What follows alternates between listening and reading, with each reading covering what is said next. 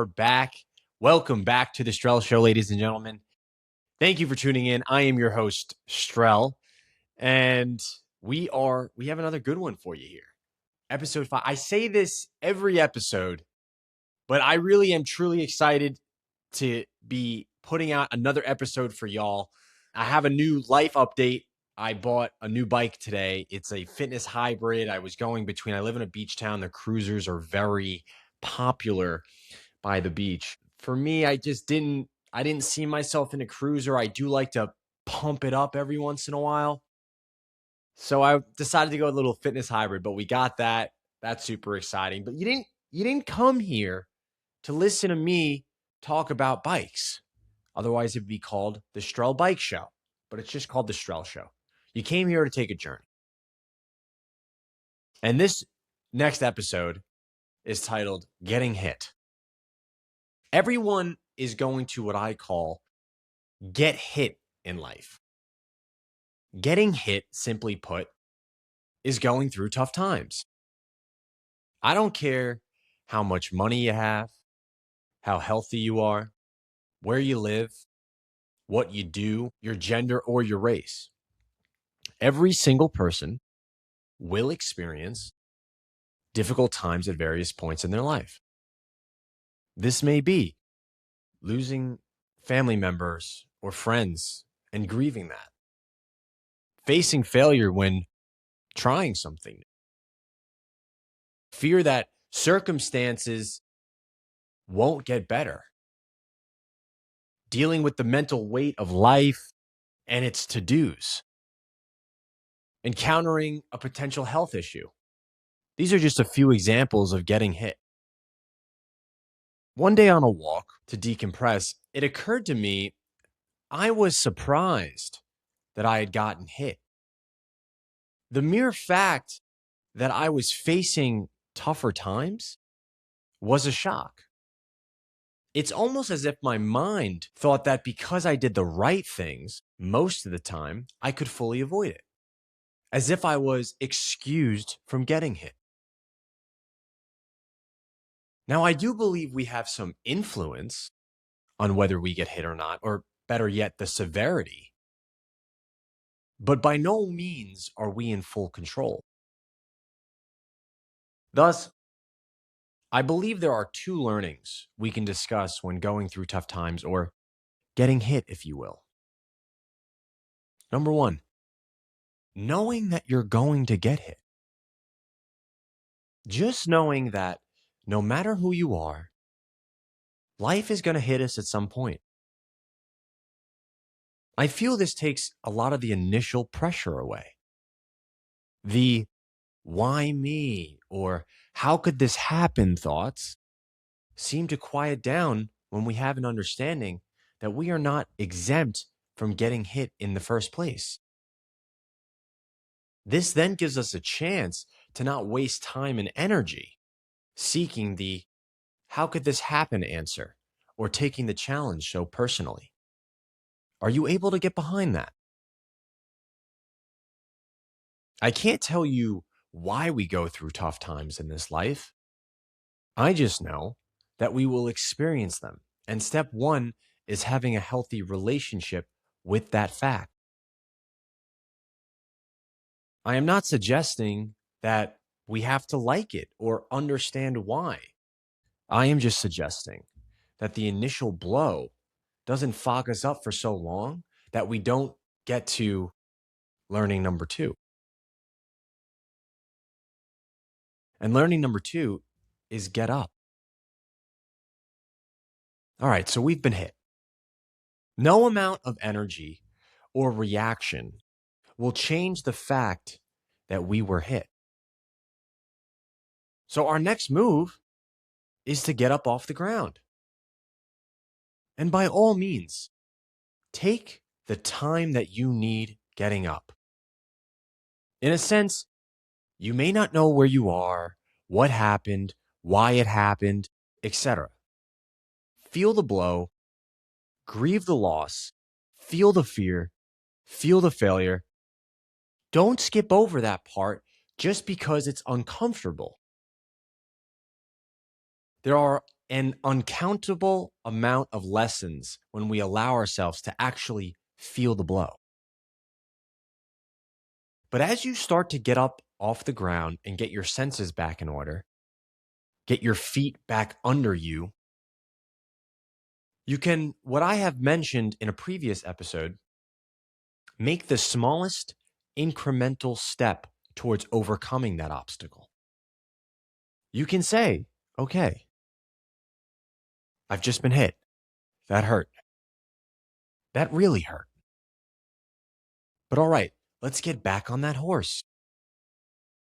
And the best part is, we don't have to win the Derby the next day. For example, maybe you are dealing with a health issue. The smallest incremental step might be, all right, I'm going to try a 5-minute walk today to improve my health. Just 5 minutes. Or you're feeling a little flustered or frustrated lately.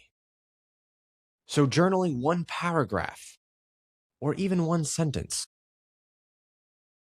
Or going on that first date after a tough breakup.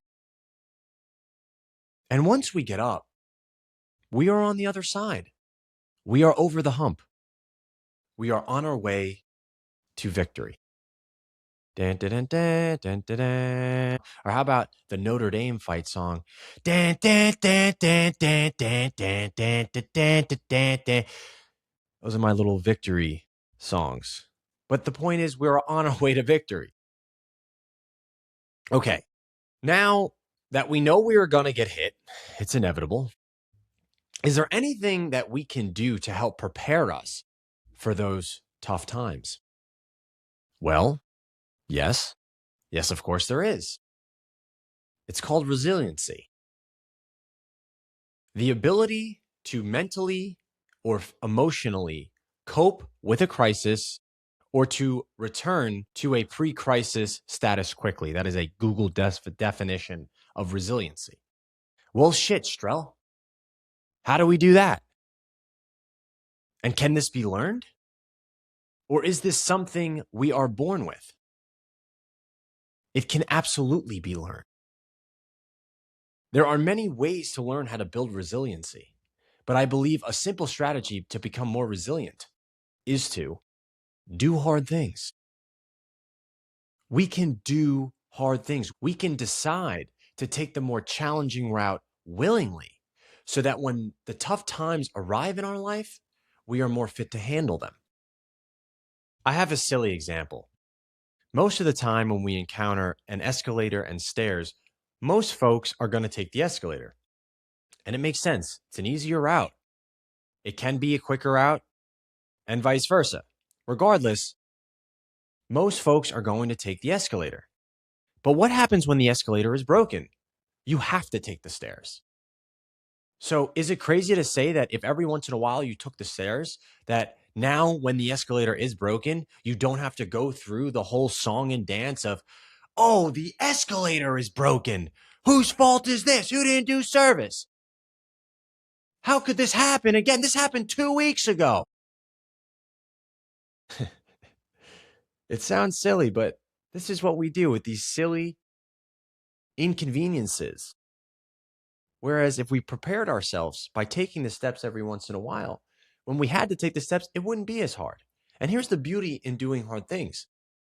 It teaches us that we can persevere when pushed to the limits.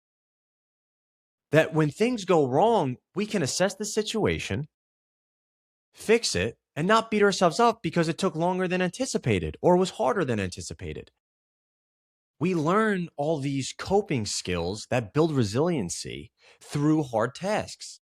We learn to separate, to differentiate truly difficult experiences from a previous perceived difficult experience. We create processes. We create morning routines and after work routines, and then we fall back on those processes when circumstances shift because life gets in the way. We push through when the heat is turned up. We're able to teach ourselves how to stay calm, using a cold plunge or a run as an example. You're teaching yourself how to stay calm in those situations. And then you can separate that, oh, now I have to give a public speaking, or I have to give a speech or a presentation. It's not as difficult. It's not going to be as difficult for me because I was able to prep myself by staying calm in the cold plunge or a cold shower. We teach ourselves that we can accomplish goals. I've said it so many times, but starting something new, that you're now doing something that you previously didn't think that you could do or never could do. So you're accomplishing that goal. And that also helps with the uncertainty. You were uncertain if you can do that thing, and now you're doing it. It also exposes, doing hard things also exposes the parts of us where we can grow. We take on new tasks, and then we find which parts of those new tasks are difficult for us. Which parts make us really push ourselves or think and ask questions. I myself am finding, as I have started this podcast, which parts of the process I don't like. Oh, I have to make a TikTok here, or this editing part, and you're trying to find time for those things. But then you're also finding out what you're capable of, what you can do. Oh, I can get a quick workout in 45 minutes. Oh, I can meal prep. Oh, I can learn an instrument. We learn all these things through hard tasks. Now, I do want to say there's no need to overdo hard things. Right? We don't have to go off thinking that if something was easy, it's useless, and we have to do the hardest thing necessary, right? I'm not going to eat for 12 days. I'm going to do a cold plunge, and we don't have to do that.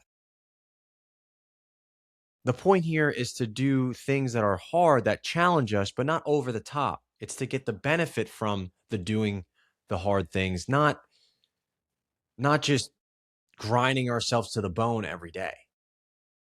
So to close out here, of course, I want to present the listeners with a challenge. What hard things will you add to your routine? And I want to note this as well. This is all relative. It's not objective. Somebody who runs marathons, running a mile is not that going to be that difficult for them. But somebody who doesn't run, running a mile is hard. And so this is all relative to you. So you have to ask yourself and figure out and know, and you will find the things that are hard for you, and then go do those things. And I'll leave you with a couple of examples as well.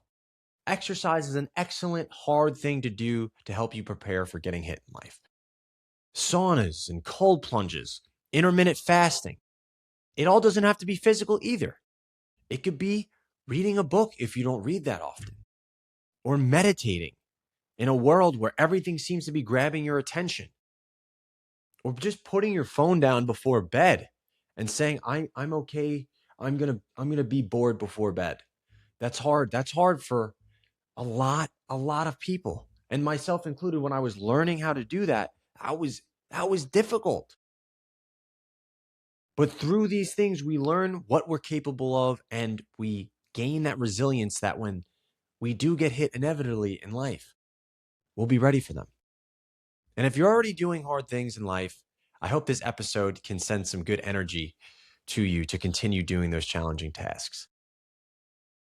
That's all I have for you today, folks. Thank you very much for listening, and I will